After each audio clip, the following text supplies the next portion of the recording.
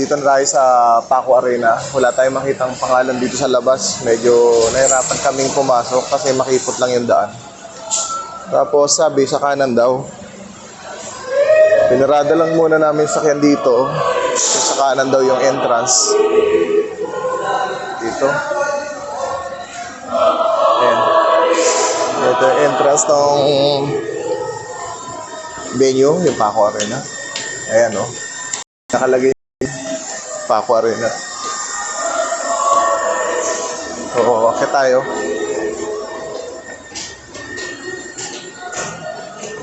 Tingnan natin kung ano meron dito.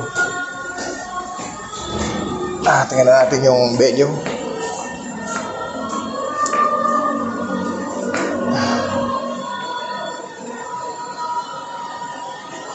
Ayan, 92.3. Radius 5. So, malamang may ng station dito. Naka-live. So, ito na. Dito yung stage. Ayan. So, dito gaganapin. So, ito lang yung ito para basketball area pala to. Basketball court o gym.